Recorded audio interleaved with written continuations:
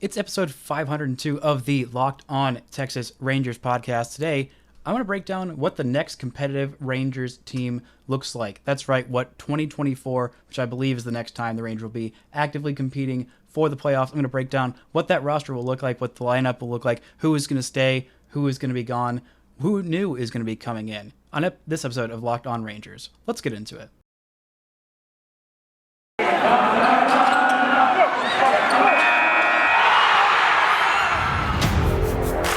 You are Locked On Rangers, your daily Texas Rangers podcast. Part of the Locked On Podcast Network, your team every day.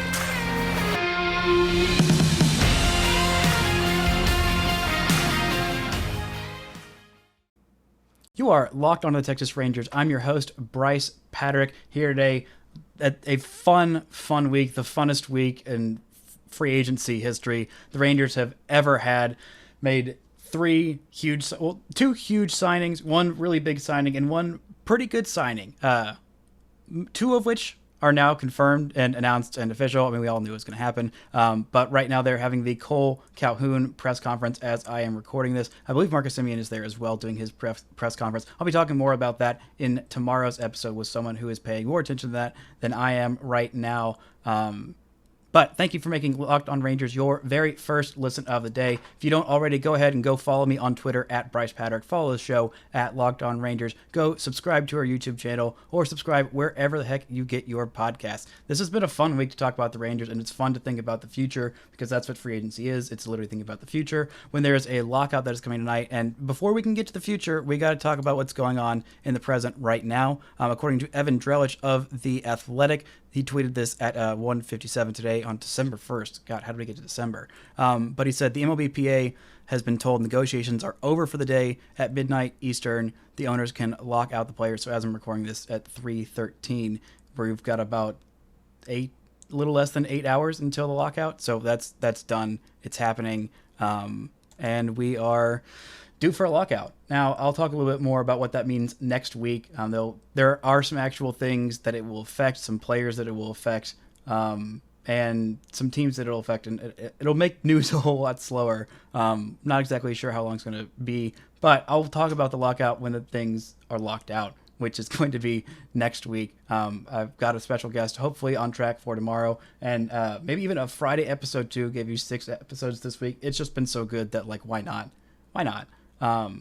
But yeah, so the Rangers right now, some other news bits dealing with the Rangers. Willy Calhoun has been signed officially. He signed a 2-year deal. The first year is a $5.2 million contract. He has a club option for $5.5 million next year. There's no buyout if the club does not exercise this option. They also officially announced the Marcus Semien signing. He will wear number 2, following such Rangers greats as Charlie Culberson, Jeff Mathis, Hanser Alberto, Leonys Martin, and Taylor Teaguard. Also, from 2000 to 2001, Michael Young. So, that's fun. Marcus Semien, the only quote that I've seen from it so far is Simeon described Ron Washington as, quote, the most influential baseball man in my life, which is pretty special. And, you know, I still have much love for Ron Washington, and he clearly left a big impact on Marcus Semien. I'll talk more about that impact in another episode. But yeah, just wanted to get through that, and it's fun. It's fun to have press conferences about good things. I think the Corey Seager signing will happen. At least will be made public before 11 o'clock tonight Central Time, 12 o'clock Eastern. I'm hoping. Otherwise, they're going to have to wait until the lockout's done to officially announce the Corey Seager signing, which I know they don't want to do, which is why I think they've been so quiet. After they got Seager, there wasn't really much else to be done. There were a few trade talks. They were linked to a couple of Reds pitchers as well, but there wasn't really much to do besides that. You got to make sure to get those physicals and everything locked down, nailed down before the lockout. Otherwise, how are you going to be able to sell your merch of all these new guys? How are you going to be able to sell it? If you've got to wait for a few months, you're going to sell a whole lot less, and fans are going to be really frustrated because I'm pretty sure people are just lining up, waiting to see what number Trevor Story is going. Not Trevor Story. Good Lord. Sorry, I have extreme ADD, so sometimes names get mixed around. I was watching my Corey Seager episode back and realized that I said Max Scherzer was going to the Nationals. It did not happen. And also, I think I confused Cole Calhoun and Mark Canha because they are kind of similar type of players, but the Rangers did not sign Mark Canha. But anyway, I'm curious to know if Willy Calhoun is going to give his old Dodger buddy his number 5, or if Corey Seager is going to wear a different number. But that's enough about number talk, at least just jersey number talk. Let's get into what this episode is going to be about. I'm going to break down what this Rangers roster is going to look like in 2024. This is all full accurate. These are absolutely 100% going to happen. I have premonition, and so I have seen into the future. And, it looks pretty good. So this is 2024. I think they said 2023. I think they start getting competitive around then, but they really kick it into gear in 2024. I think that is a little more likely. I've been looking at the next couple of free agent classes. I talked with Grant yesterday's episode about what it means for this team, what it takes to take the next step into competing. And now, obviously, the next step of the next step is actually competing. So, I felt like doing a little bit of that. So let's go ahead and get into it. Let's start off with catcher. There's not a whole lot of catching options right now at starting caliber on a playoff team caliber guys. Jose Trevino and Jonah Heim were fine this year offensively. They didn't bring a whole lot to the table other than those 2 back-to-back walk-off home runs by Jonah Heim, which emotionally made me very happy. Actually, both these catchers have had some really great emotional moments. Jose Trevino with a walk-off on Father's Day, his first day as a father, and his first Father's Day without his own father. That was really special. A little more special, maybe. I don't know. They're both special in their own ways. Jonah Heim's 2 walk-off home runs came right at my baseball low point, so that one meant a whole lot too. But I say Austin Hedges. He is going to be 32 then. He is going to be a free agent after next season. He's a guy who's very much a defense first. He is on the Cleveland Guardians right now. And I don't know if you know much about the Cleveland Guardians or the formerly known as the Cleveland Indians. They don't spend a lot of money, so I think it wouldn't be hard to pry him away. He hasn't made a whole lot in his career, and he is one of the best defensive catchers in baseball. Doesn't get a whole lot of credit, and he can hit for a little bit of power. He's decent. He can hit for some decent power, and when you have the defensive ability that he does, I think that brings a whole lot to the table. Now let's look at first base. Let's say Nathaniel Lowe is going to be there. I don't know that he is. And I don't know that he's going to be starting. Dustin Harris is a first base prospect who I have really liked, had a great year this year, and I just absolutely loved what I saw from him. At that point, he is going to be 24 years old. He had a great 2021 season. He's only had 2 full minor league seasons. He played 60 games in 2019, where he did pretty fine. He had 810 OPS and 1 homer in 58 games as a very, very young person. This year, between 2 levels at low A down east and high A Hickory, he did very well. And down east, he had a slash line of 301, 389 on base, slugged 483. That's pretty solid. 10 home runs in 73 games. In 37 games at Hickory, the higher level, he did even better, significantly better. In 37 games, he had the same amount of home runs in half as many games, 10 home runs, hit 372 on base of 425, and a slugging percentage of 648. That's a 1,073 OPS. I really love this kid. He's going to have to hit a whole lot to be a first baseman. He's left-handed. He plays a little bit of third base as well, but I'm pretty sure you can guess who I think the third baseman in 2024 is going to be for the Texas Rangers. It's not Dustin Harris, but I like him very much. Second base, obviously, Marcus Semien. I still think he's going to be playing second base. At that point, he's going to be 34 years old. Corey Seager is going to be 30. I think he's still at shortstop at that point. Josh Jung is going to be 26 then. He's going to, I think, have a few years under his belt. I think 2022 is when he's going to come up, so he's going to be about a third-year pro, starting to enter his prime, find his sea legs, if you will, on that. But I'm going to take coming up, I'm going to go through the outfield, some guys who might surprise you, and some guys who you think should be starters but maybe won't be, and a couple of prospects that are going to be up and dominating. But first, I got to tell you about BetOnline. BetOnline has you covered all season for more props, odds, and lines than ever before as football season continues the march to the playoffs.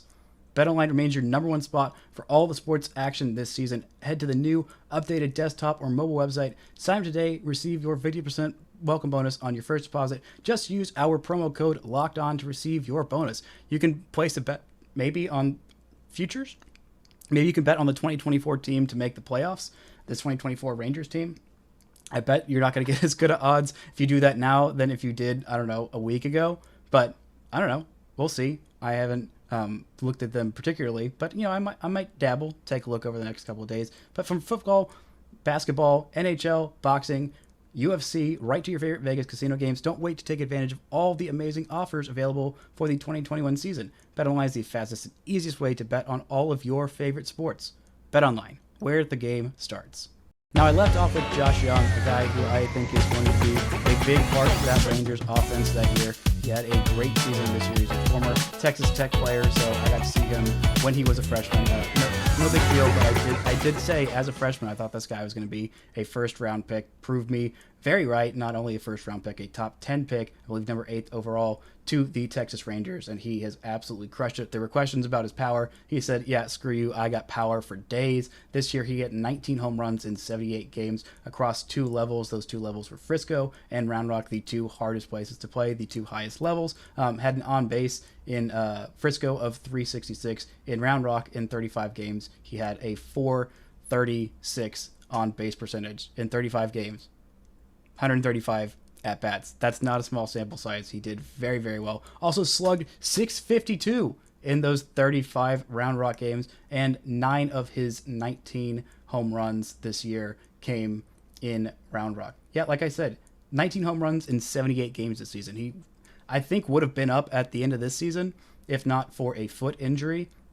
I really do. He broke his foot and was basically lost 2 months of his season, came back and did not miss a freaking step.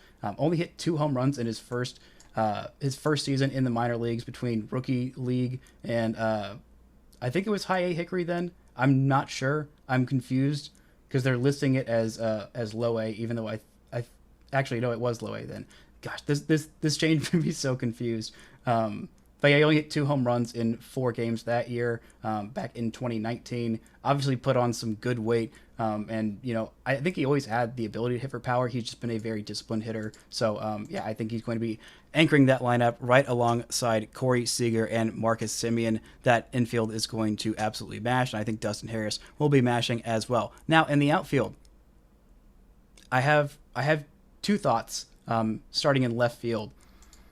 And one is feeling very aggressive. One is feeling less so aggressive. This is 2024. But I really think that Evan Carter can make that opening day roster in 2024. His big league ETA, according to MLB Pipeline, is 2024.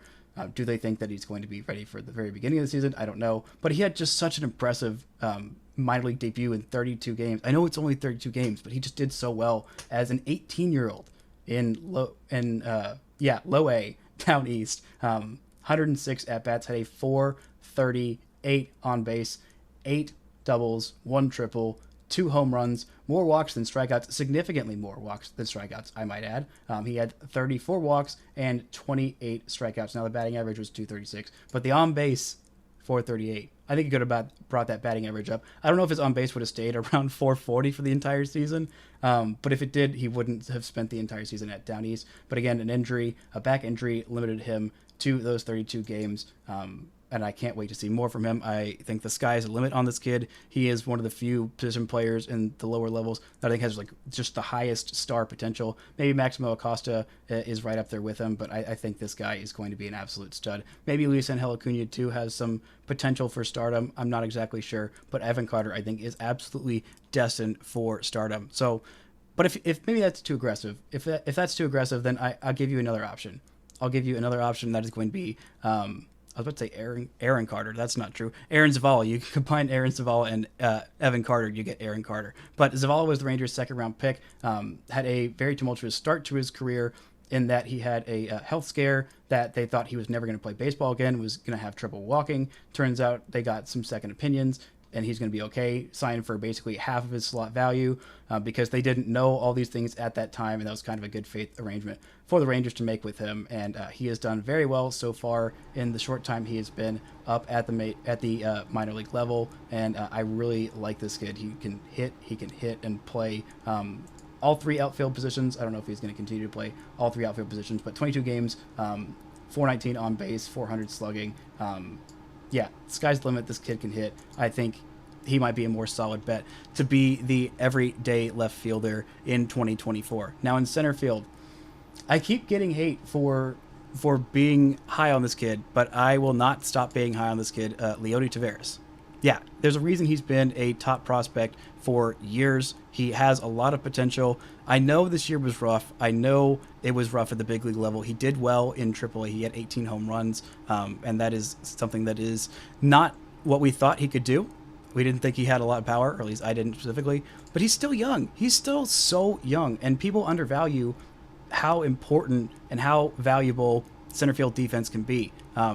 Back a few years back, Leonys Martin had 3.5 and 4.4 WAR seasons, both with the Rangers, both when his OPS was under 700. That guy provided a lot of value by just being an incredibly good defensive center fielder, and Leody is just like that. He had a 0.7 D WAR last year in 33 games. Yeah, just 33 games, a 1.3 WAR. In that time, his offensive WAR was very negative this year, had a 0.8 defensive WAR this year in 49 games. So not quite the elite level that he was last year, according to Baseball Reference's defensive metrics, but still a very, very valuable player, and I think that he is going to hold down that spot very well, and I'm still a believer in Leody Taveras, and by then he'll be 25 years old. But I keep forgetting to say the age of these guys. Josh Young's going to be 26 in this hypothetical season. Evan Carter's going to be 21. Aaron Zavala would be 23. Leody would be 25. So he's still very young. At this point, several years down the road, he'll still be 25 when a lot of guys are making their major league debuts. So, yeah. I say Seiya Suzuki in right field. He's going to be 29 years old, a guy who I really like, who it's going to be a while.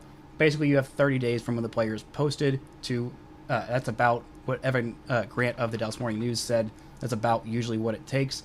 I'm not exactly sure what the deadline is, but I know that deadline gets paused once the strike, hiatus, the whatever it is, the lockout actually happens. So expect it to be a while. I also think that Clayton Kershaw is going to be a late signing, so I'm not including him in this because I think he'd sign a 2 or 3 year deal, let's just say 2, in this scenario, so that he would not be a part of this. He might retire at the end of that or might sign another deal with the Rangers. I don't know, but I just chose not to go there, or just in this scenario assume that he goes back to the Dodgers. That doesn't mean that I'm assuming that's what actually happens in real life. I think it's about a 50-50 shot the Rangers land him, or that he goes back to Los Angeles. But Suzuki is a guy who's coming over from Japan, who has hit 25 or more home runs every single season since 2016 when he was 21 years old. So basically, since he's had his grown man body, he has been hitting bombs left, right, and center for Hiroshima in the Nippon Professional Baseball League.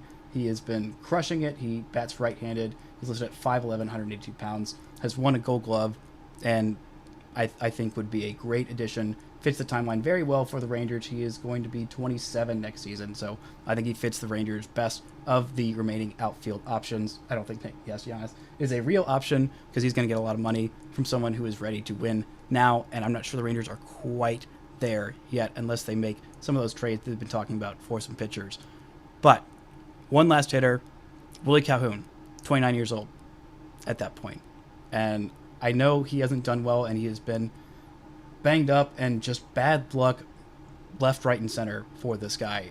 He's a guy who I believe in. He is a guy who has the potential to hit the absolute crap out of baseballs consistently, and I think that he's still got that in him. And I think these new hitting coaches and this new offensive coordinator are going to do wonders for him. I think he's going to have a breakout season, and I think the Rangers are going to hold on to him, and he is going to absolutely crush it and play the position he said he played coming up, which was 3-hole hitter, which is great.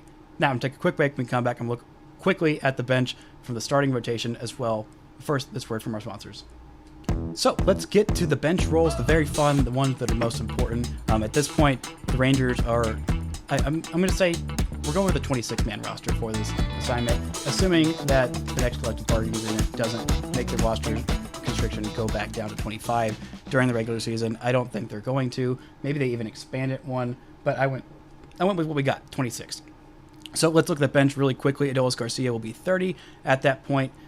He might still be the left fielder. I don't know. He might be one of the people who these new hitting coaches absolutely work wonders on, and he might, come close to approximating what he did for that month of May when he just lit the entire world on fire. I don't know, but I think he's definitely going to be on this team. He provides a lot of value. He provides a lot of versatility, and the outfield can play all three positions, can play them all very, very well. At even Gold Glove caliber, even if he doesn't get nominated as a finalist, it's fine. It's fine. I'm totally over it. But yeah, I think he's still going to be on this team.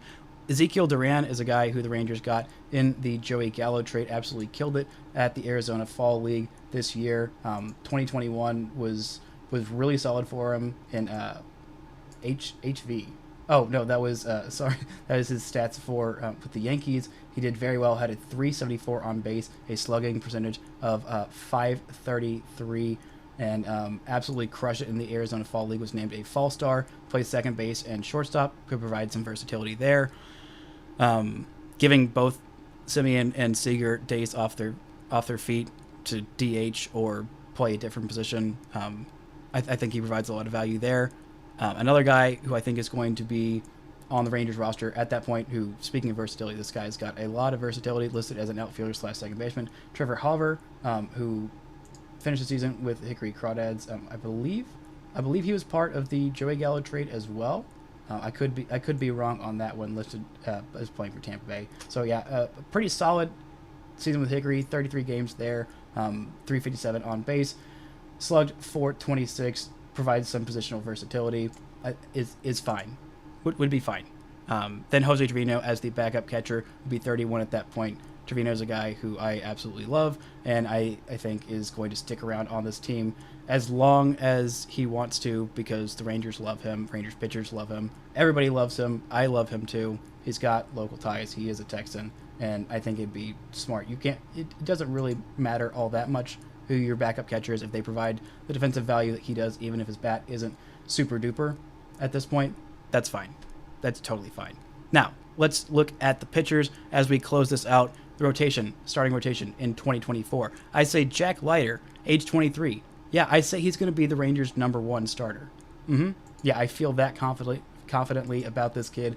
I know I talked about not wanting it. For those of you who are new listeners, ignore this. I definitely didn't do this. But for those of you who have been here, I know I said I didn't want him. I know I was like, oh my gosh, please just give me not him.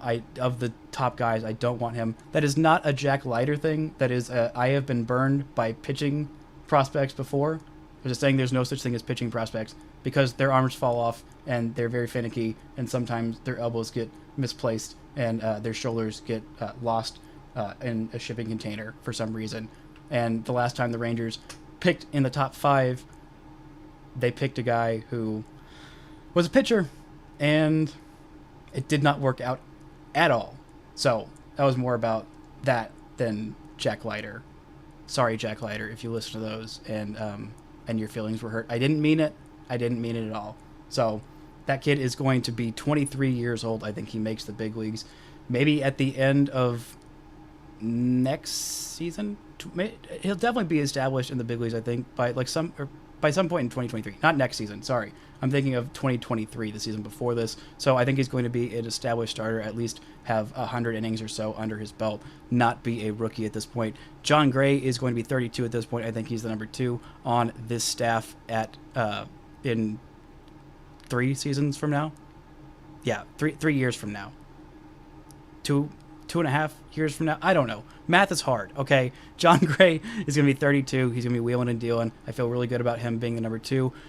Maybe not like the best #2, but I think he'll be really solid. I think he'll be at least perform to the level of his contract, if not outperform it. I really think that pitching in Coors was difficult for him and skewed a lot of his stats and made people not realize how good he was. This guy's got a lot of potential, and pitching in a place where pitchers love to pitch as opposed to Coors where pitchers go to die and die very painfully. I think that'll do wonders for him. Number 3 in the rotation, I think Dane Dunning, who's going to be 28 at this point. Number 3 starter is about where I think he is. This year he was perfectly average, right about league average in terms of his ERA plus. I believe that was at like a 100 or where do we go?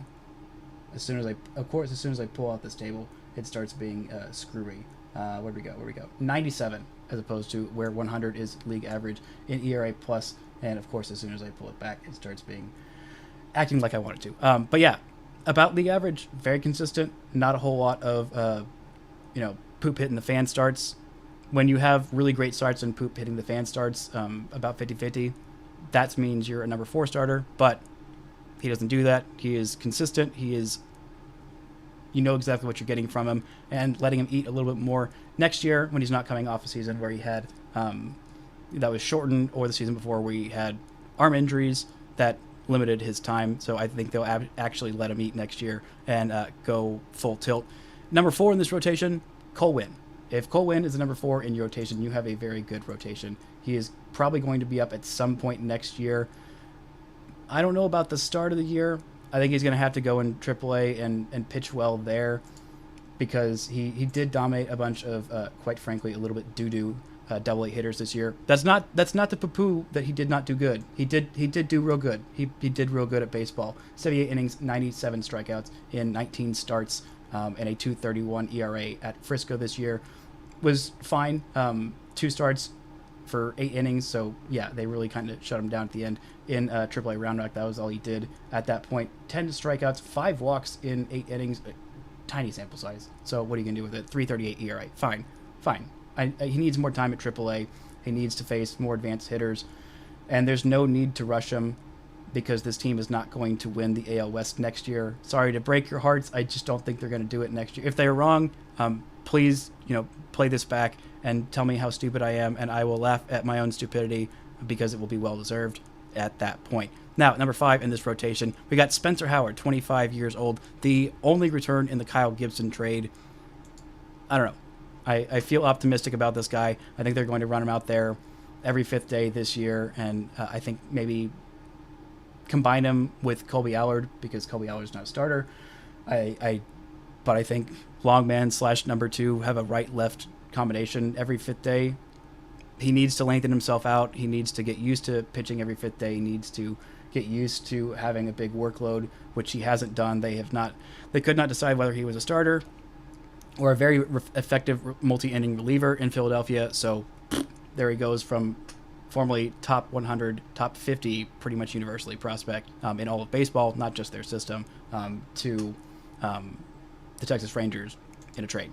So I feel pretty decent about that, and yeah, that should be fine. If he's your number 5, I think he should be solid. He could be better than that. His ceiling is like number 2-ish starter. Like, if everything goes right, I'm not sure he's going to get there, but I do think he can be a starter, and I think the Rangers are going to give him the chance. Otherwise, why the heck did you trade your 2 guys to Philadelphia and also one of your prospects? I wouldn't feel good about that. They really have no choice but to invest in him, and I think they will, and they should, and I think it will be successful. Now, let's finish out by looking at the bullpen. You got closer Jonathan Hernandez at 27 years old. Absolutely fiery guy. Will be at the peak of his powers, I believe, at that point. You've got Jose Leclerc. He'll be 30 at that point. I think Jonathan Hernandez is going to surpass him. I still love Leclerc, and if he's your setup guy, maybe by 2024 we have moved beyond the role of closer. Maybe no one has a closer. Maybe we have just evolved beyond everything at that point, and just you are bullpen guy, other bullpen guy, third bullpen guy, and yeah, maybe that works out. But I know I did say that Kolby Allard is going to be spot starting with it. At this point, if Spencer Howard's your number 5 in your rotation when you're competing, he is actually a starter caliber guy, going 5, 6, maybe 7 innings every time out, and you feel confident about that. So I don't have Kolby Allard on here. But at the third reliever I have is Brett Martin, left-hander, had a very, very good year this year, a guy who I have liked for a long time. I thought was going to be a starter, ended up in the pen, had a really great year, the lefty, who will be, where did we go, 29 at that point. So basically entering his peak this year, he had a 3.18 ERA in 66 games, finished off 24 of those games, 62 in a third innings, struck out 42, not a big strikeout guy. Doesn't matter. He is a big, tall Tennessee man, I think. I'm pretty sure. Yeah, he is Tennessee, went to high school in Tennessee, went to college in Walters State in Morristown, Tennessee. So Tennessee through and through. Big guy, good ground ball inducing guy. Another lefty who is like that, John King, another guy who had a pretty solid season this year, age 26, who is going to be, again, 29. Then pretty solid injuries, ended his season a little early. He was going to be the main reliever in the Joey Gallo trade, but that didn't work out because he was injured. So the Yankees are like, yeah, no thanks. We will take somebody else. And they did, and that was fine. So he gets to stay here, and I like that because I think he is a good reliever. Again, 3.52 ERA, 27 games, 46 innings, 40 strikeouts, a little bit more strikeouts than his other left-handed counterpart. Several innings. Most of the time he was going multi-inning, and I just really love what I saw from him this year, and I think he's going to stick in the bullpen for a while. But again, these are relievers, so like all these guys could like blow up and be terrible next year, or the Rangers could trade them or whatever. The bullpen is the least likely to stick. I want to save this and look back at it in 2024 and be like, wow, look how right I was. I was such a genius, or look how stupid I was. I was very stupid. Anyway, I'm rambling, absolutely rambling on these relievers of a team in 3 years because I'm just so happy that my team is good at baseball, and it makes me very excited. Now, Nick Snyder, 28 years old, absolute flamethrowing righty, has glasses, goofy kid, great stuff, and I liked what I saw from him this year, even in a small sample size where he just absolutely blasted through the system, just blasted through, because if you throw real hard and you throw real good, then you throw real good. So, yeah. Joe Barlow, 28 years old, had a great debut this year as a big leaguer. Just very solid, very consistent, 1.55 ERA in 31 games, 29 innings. Could have had more strikeouts, 27 strikeouts in 29 innings. Still solid. Still very solid. Really very much loved what I saw from him. Ronnie Enriquez at 23, age 23, he will be at that point, is a absolute firecracker of a pitcher, and I have liked what I've seen from him. So far, he is, where did he pitch this year? He pitched in Frisco. Didn't do super great this year in Frisco. Did well in Hickory in 24 innings, a 3.75 ERA, and struck out 27 in those 24 innings. In 69 2/3 innings, which was fairly nice in Frisco, he struck out 78, which is also very solid. Only walked 17, so that's a pretty solid rate. But did give up 15 home runs. Don't love to see that. Also had a 5.04 ERA. Don't love to see that either. But I think this guy might end up landing in the pen. But his arm is absolutely electric. If he is in the pen, he's going to be an absolutely dominant reliever. And then one more guy, a personal favorite, a former guest of the show, first baseball player I've had on this show, first good professional baseball player, I should say, I've had on this show, is Zach Kent. At this point, he will be, where we go, let's do math, 26 years old, so even younger than I am now. God, that's wild. Also, kind of wild that I will be 30 at 2024. Still not ready for that to sink in, but it's fine. Doesn't matter.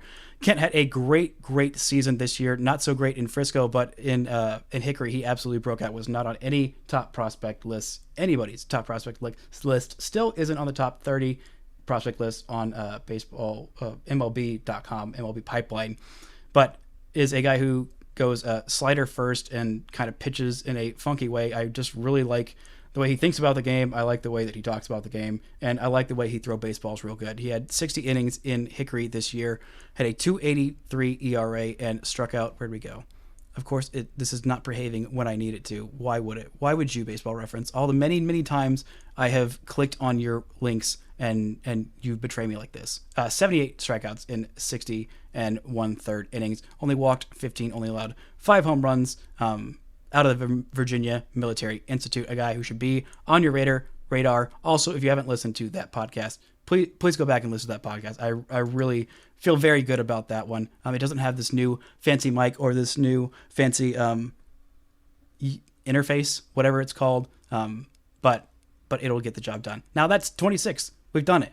Now let's just go back through very quickly and just recap in case you forgot. Austin Hedges, Dustin Harris, Marcus Semien, Corey Seager, Josh Young, Evan Carter or Aaron Zavala, take your pick, Leody Taveras, Seiya Suzuki, Willy Calhoun. Bench of Adolis Garcia, Ezekiel Duran, Trevor Halver, Hoover. Not sure how to pronounce that. I need to get that sorted out before he gets to the big leagues, which I got a few years. Anyway, Jose Trevino as the backup catcher. Rotation of Jack Leiter, John Gray, Dane Dunning, Cole Winn, Spencer Howard.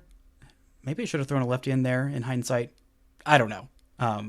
But we got closer, Jonathan Hernandez, Jose Leclerc, Brett Martin, John King, Nick Snyder, Joe Barlow, Ronnie Enriquez, and last but not least, Zach Kent. We did it. That's what this lineup and roster will look like for the entire season of 2024. Nobody's going to get hurt. Everyone's going to play exactly as I envisioned them. Maybe there'll be a switch up between Evan Carter and Aaron Zavala. Who knows? But yeah, I feel pretty good about that. And that would be a very fun team, a feisty 90 to maybe 95 win team. Not exactly sure how all these guys are going to work out at that point. I might have hit on, I feel pretty confident of three of Marcus Semien, Corey Seager, Josh Young, and then Jack Leiter, John Gray, Dane Dunning, and Cole Winn. I feel pretty confident about all of those. But yeah, that's it. Let me know in the comments what you think. Be nice. Don't talk about Joey Gallo's batting average in the comments. That's a no-no. That is a personal foul that will get you flagged. And I don't know, sent to the whatever baseball equivalent of the penalty block. It'll get you sent to the arm barn with no reliever friends. The off-season lockout arm barn, where you will sit by yourself and think about what you've done, and no, you will not get to ride the special bullpen cart out onto the mound. But thank you guys so much for listening, making Locked On Rangers your very first listen of the day. Make sure you go follow me on Twitter at Brice Paterik. Follow the show at Locked On Rangers. Go subscribe on YouTube or wherever the heck you get your podcasts. Leave a nice comment. Hit the thumbs up button if you think it was worth a thumbs up. If you think it's worth a thumbs down, also hit that upside down thumbs down button. It's the one on the left. It looks like it's pointing up, but it's just an upside down thumbs down. It'll make you feel good about it. But lastly, just on a personal note, if you don't like my personal notes, you can just end here, pretend the podcast ended here. But last week on Black Friday, I made an investment. I bought both this, and I also got myself some new headphones today. But I splurged, and it felt good to actually invest in myself. I have been doing this podcast for 3 years and have gone through several mic changes. Also, if you people who were listening and left me iTunes reviews about how my audio quality sucks, you got to listen now. I may still be stupid, but at least my mic quality sounds better. But it felt really good to actually invest in myself. And I was betting on this podcast and on myself. And then literally Sunday, like 2 days later, I have the biggest day in Locked On Rangers history. Then the next day, y'all absolutely blow it out of the water. And I think almost doubled that biggest day in Locked On Rangers history again. And then I think maybe the day after that, we also beat out that record as well. So basically 3 consecutive days of the most listened to this show has ever been. I have doubled last year's number of listens. I am just blown away by all of you who like this show. Also, I think we're at 299 subscribers when I started recording this podcast. I haven't looked since I've been doing this, so maybe we've hit 300. But I only hit 100 on Thanksgiving, so basically I'll have tripled my YouTube subscribers in less than a week. I am just absolutely blown away by y'all and your penchant and liking my stuff. It's just really special to me, and just means a lot. And so I want to say thank you to all of you who listen. Thank you to David Locke, who gave me a job when he had no reason to be. Thank you to Morgan Price, who stuck with me for a year.